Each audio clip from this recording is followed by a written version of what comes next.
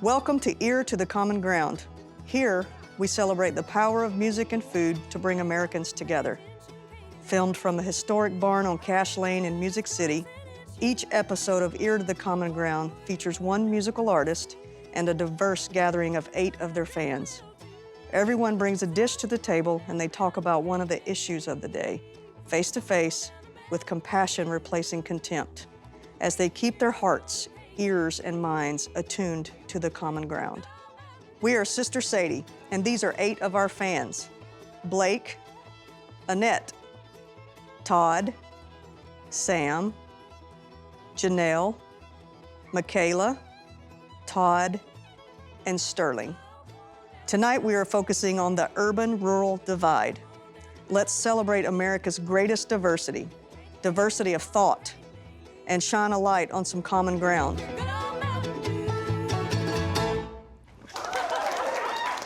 Half of us are city mice and half of us are country mice. Who's who? I think I know. I'm definitely a country. I had you. Well, I'm definitely a country mouse. Yeah. I've never really lived in a large city very long, only very short stints. And I raised my 2 boys and a daughter in the country, and I get up every morning and go out and take care of Hereford and Angus cattle every day.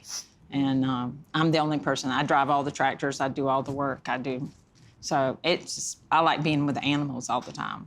I am 50% country mouse, 50% city mouse, because I also love the city. I also love everything that the city offers.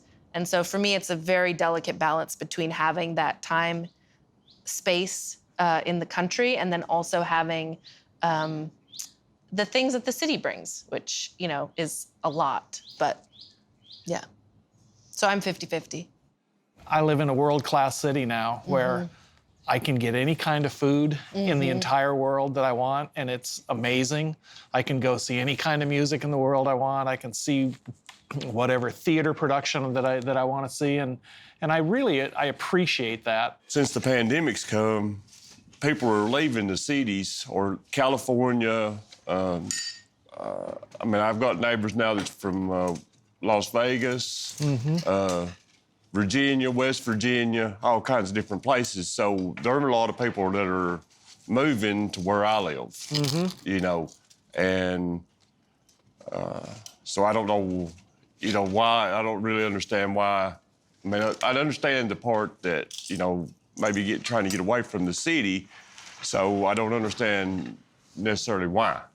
Maybe. I mean, does that make any sense? Yeah. How does that make you feel that people are moving from the cities into your familial lands, you know, all of that? Well, it don't bother me. The only thing what I guess the problem is with me is that I'm used to buying property for $1,000 an acre, $1,500 an acre. Even Okay. 3,000 is reasonable. Now they're 10,000. So now, when the property, there was a house sold right beside me, you know, a couple of months. Well, it's been about 6 months ago now. The guy put it on the market for $450, and I told my son, we went by it, I said, that won't last a week, and it didn't. He sold it for $480 to some people from California. So that, which raises my property values, no doubt. But if I decide to buy property, it puts me in a bind. Yep. That I'm not used to spending $30,000 for an acre, or, you know, of property and stuff like that. And I don't know that it really bothers me. It's just other than the fact of the price of the market of things. Does that make sense? Because there's no zoning or anything where we live, and I'm just kind of afraid that can come, you know, with population. I don't know all they already know about that stuff, so that's a little scary to me that I don't understand, you know, how zoning stuff works in the cities, and I've never been exposed to none of it, and I don't know that I really want to be exposed to it. You know, I don't understand it, you know, so I just know that it happens and stuff, so I kind of like it the way it is. Just in the last few weeks, we've learned our county doesn't limit, like, subdivisions and new homes going in. 10 new ones just got approved. That's 1,200 homes. And I do have cattle, and sometimes it's not a very pleasant smell to live next to a cattle farm, especially if they came and just put chicken litter all over my 90 acres and you live next door. And especially if you've just moved there and built your dream home. Yep. You know, you've finally get retirement age, you move to the country, you buy your 5 acres or whatever, and you build your dream home, and you walk out on the front porch and you go, country air. Oh my gosh, what is that odor? And it's because I just put chicken manure all over my pastures. And it's going to be that way for 3 days, you know. And it is atrocious smelling, but it's great for grass. It is really and bad. I've got to be a grass farmer if I'm going to be a cattle farmer. And you can't be a cattle farmer without being a grass farmer. So, you know, then you end up with people who say, oh my gosh, they shouldn't be able to do that. We need to regulate that. You know, they shouldn't be able to put manure on their pastures, or there's a dairy farm next door, or right now in my hometown, people have bought homes next to a racetrack, a dirt track out in the country. Well, the dirt track was there. Well, now every time there's a race, they've got picket signs and they're walking down the side of the street going, they should close the racetrack. I understand that it causes problems, but I think sometimes, you know, the issue is, for me, like you said, property values. I don't plan on selling my land. Right. So if my property value does go up, I'm not going to benefit from it. My children might, but I hope not. I hope they hold on to the family farm. So, and then the traffic that's on the roads, I mean, I don't know how often you guys drive out in the country, and real estate, y'all probably run into that. You know, people are wanting to buy out in the country. They want that home. We don't have expressways. You know, I got here to Nashville and it's like, you know, white knuckles on the elbow, you know, on the steering wheel. It's like, oh my gosh, because I'm not used to driving in this kind of traffic.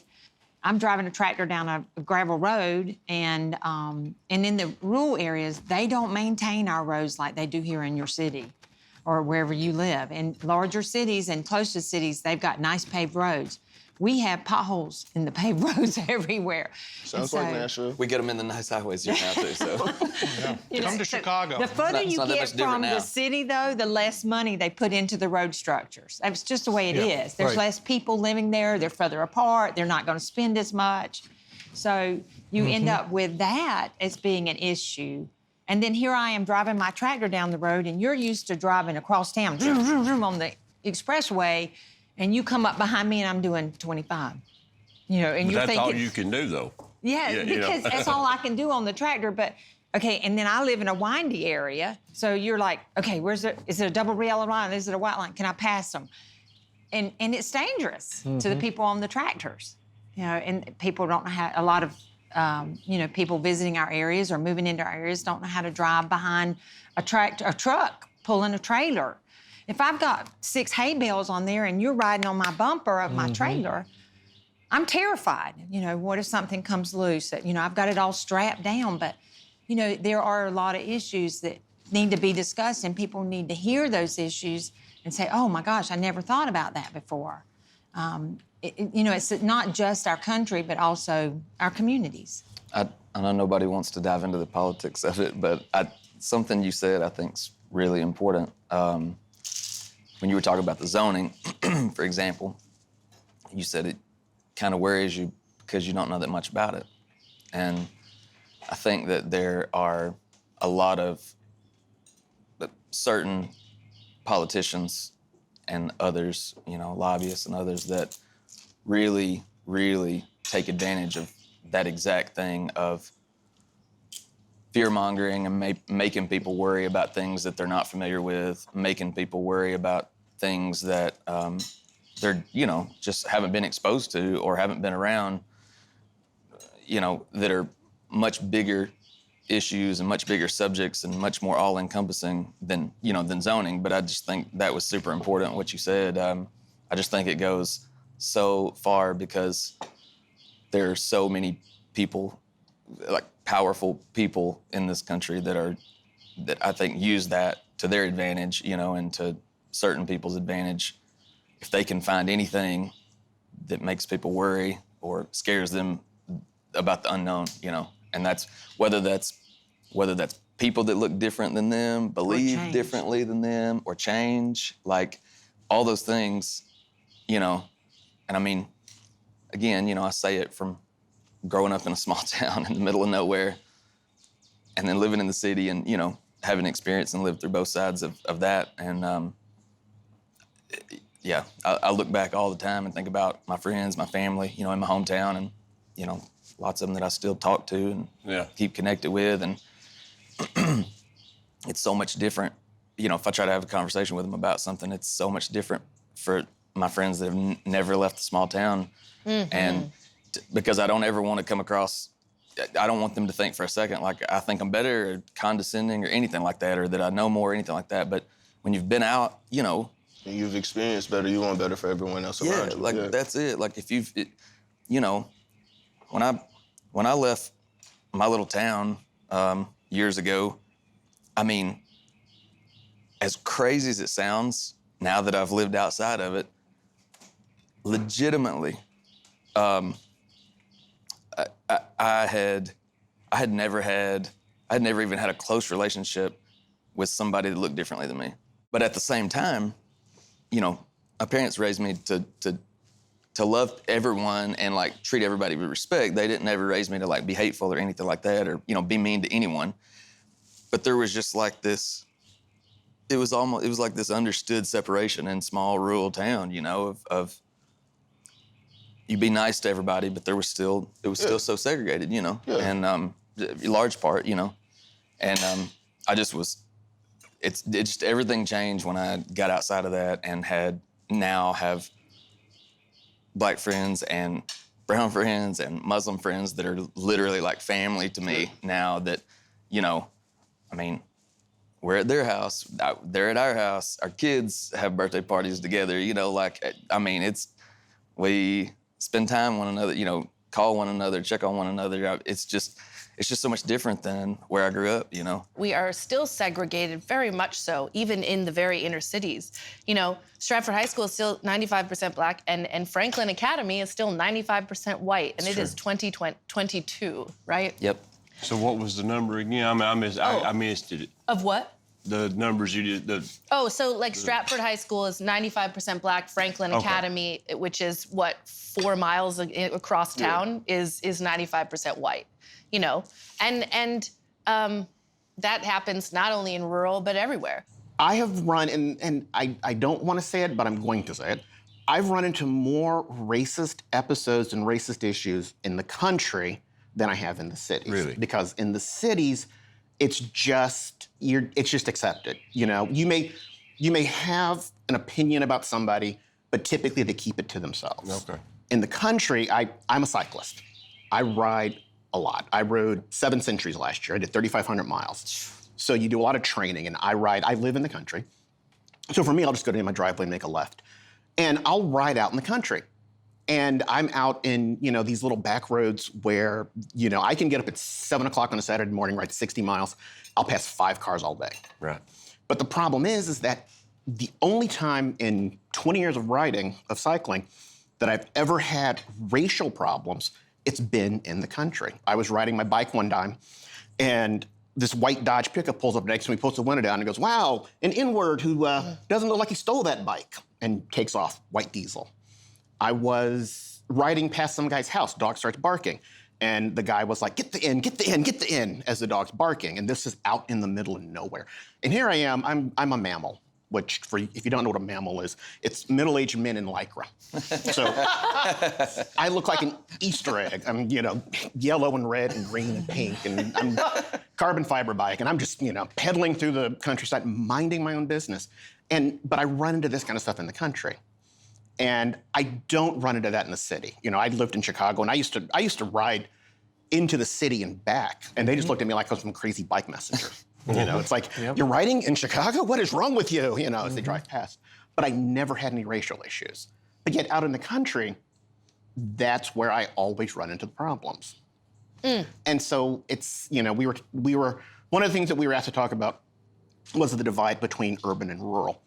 And one of the reasons I asked the country mouse, city mouse question was because I was trying to sort of highlight the fact, I wanted to highlight the fact that a lot of us have toes in both worlds. You know, a lot of us, we live in the country, or we're from the country. We've been to the city, we live in the city, and so we know both worlds. And so we've been able to see city life, we've been able to see country life. We know what's good about each. You know, I love going outside and looking at the stars and can appreciate it. I love being able to go outside and just look at the stars. I walk outside and look up, and it's like, oh, wow. You know, and I've got an app that tells me what all the stars are. But at the same time, it's being out in the country, it's kind of disheartening when that kind of stuff happens. Yeah. Well, I'm going to start off on the food, and I hate to say this, but I made sweet potato pie, and somebody stirred it and put it in a different bowl and changed it completely. I don't know how it's going to taste. No, it's sweet potato hash. Yeah, it looks that way. I bet it'll be wonderful. It should have been sweet It is potatoes on good. the bottom with a beautiful brown sweet potato, right. brown sugar crust with pecans on the top. That's not what it looks like. There's a city person around here that Well, I does. guess we're having a springtime Thanksgiving because you made sweet potato casserole and I made cranberry chutney. Oh, wonderful. Amazing. The racial divide, we were founded on a racial divide. This country was founded on a racial divide. And so, I'm so grateful that we're able to even all be here. And we have so much work to do, but it does feel as though it's just, right, it's this repetitive, it keeps coming back around and we keep dividing. And all of us sitting here have felt, I think, I should speak for me, 2020, and it was just like poof, right? Like people just took their corners like two boxers. Yeah. Something I had thought of a little bit earlier as we've been talking about this is that in rural areas where people tend to be more right-leaning and then versus urban areas where people are left-leaning, in rural areas, there's a general distrust of government interference, and that can cause a lot of skepticism about. Which I've never understood because the government is for you, technically, in rural areas. Okay, Like, well, I've got to say something about that then. Because as old as I am, I have lived through Watergate. I have lived through the Iran-Contra. I have lived through, help me here, Todd, all the different times the U.S. government has lied to the American people. And that has not helped this communication thing that's going, that we've had to go through the last few years. Todd, name some of the things. Vietnam, all the things that the OPEC, the gas shortages of the 70s. When you get our age, I think I've lived through like 11 presidents. Can you imagine that? The crazy thing, though, is the things that some of those people do trust from the government. It's like, whoa, you believe that? But you don't believe Then this? I would have to call them on that. Then if it's I like, heard it. what? I mean, But what were you gonna say? Like, were you gonna say? I was just gonna say, like, because for most of your conservative white people, the government falls in line for you. Right. I mean, whether it's just like, you're being lied to, but I mean, it's like, oh, well, like you're gonna say, I don't know what you're gonna say. Can you say that? Sorry. Because, I was going to say, because if anybody has a reason to distrust the government, it would be somebody who hasn't had more than one president that looks like them. exactly. Right? And as a woman, I've never had one president that looks like me. Right. So we all have, Yeah. but I'm white. Neither have so I've I, had- but I keep hoping when we get Right. one that she will be honest and truthful, But and we- deserve but we the have job and do all the things that make all them men Right, look but we terrible. have had white presidents, right? And so I wanted to tag on with that and say, like, the distrust in government. It's always interesting to me when people say that rural people distrust the government, because I always think that, like, urban people distrust the government. I don't know. That's interesting to me. Well, I was in Appalachian Studies in college, and while I'm not originally from Appalachia, a lot of the things that we had to study were the types of things that we're talking about, because lots of people in Appalachia are very poor and they're very isolated from the outside world. And they have a really bad habit of having stigmas and stereotypes put on them that they're stupid because they don't go to college, or they don't do things the same way other people do, or, there's lots of stereotypes about them being incest and having babies with their sisters and, making moonshine, and they're stupid and they don't have any teeth, and all kinds of things that make them not want to associate with people from the outside, because that's what they're going to think of them no matter what. Because if you have a really heavy accent and you talk slow, somebody thinks that you're stupid.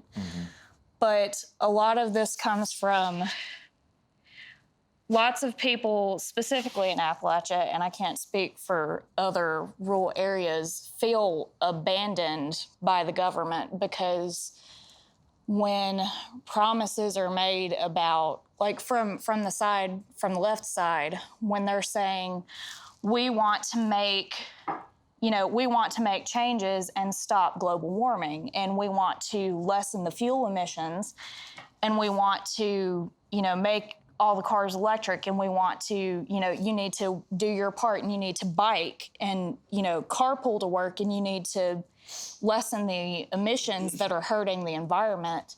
Lots of people in rural areas are so isolated that they can't bike to work because they have, a 30 or 40-minute drive.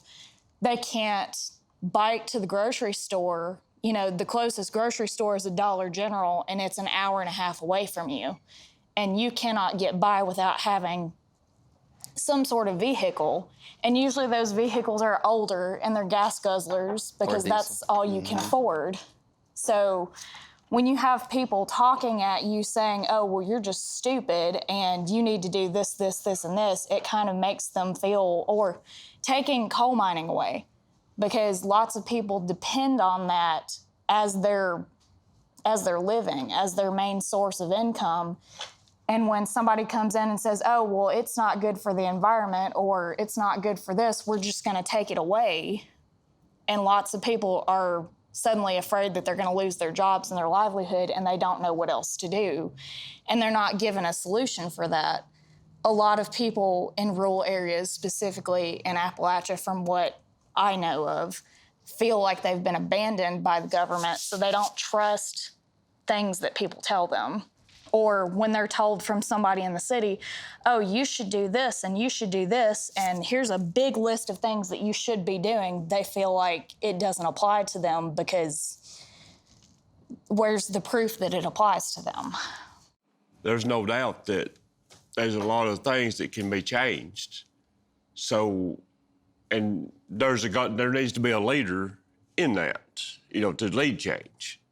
But if you cannot get the other 99% of the world to commit to any of it, you're spinning your wheels a lot, in a lot of ways. But you have a lot of this country that'll really cut their nose off to spite their face. Oh, yeah. Just because, they don't want to see someone that is not the same as them receive the same benefits as them. So they'll throw away their benefits. Absolutely. Just because they're like, oh, well, they get that too. No. Which is a story I'm talking older. about emissions now. Yeah, but I'm saying it's even with emissions, you have whenever you're looking in inner cities, right? So you have a part of a city that can afford to keep their car up to date. How much of that city can fix a check engine light? It might be a $32 fix, but hey, sometimes that $32 is a big stretch for. I've been to the point to where $32 either is the light bill for the month or gas to work. Mm-hmm. Yeah. Well, there's no doubt about that. And that's what probably 90% of America. That's right. I'll go 100%. So no matter what we look like or whatever, that's 90% of America. Hello, Good to see you. Thank you for the pudding. Look what we have. Wow. Yeah, dig in. All right. But Who's who made first? it? I made the pudding. I have a great story about this pudding. So, this older lady that is not in very good health, her name is Tishy, and says she's ready to go home to be with the Lord. And I said, but Tishy, before you go, she asked me to play at her funeral. She had told me what song she wants me to play. She wants me to play Bridge Over Troubled Water. Excellent. That's a good one. Nice. And so I said, before you go, Tishy, I need you to give me your banana pudding recipe. So this is it. Oh. And I've only made it twice. So this is the second time. This is the second time. Nice. It didn't kill anyone the first time. That was the next question. How many people got sick or died? None so far. So anyway, I'm sure it's good. I hope you enjoy it. We're glad to be here with you guys. I was watching some of your dinner and your conversation, and it was just beautiful, very moving. Make the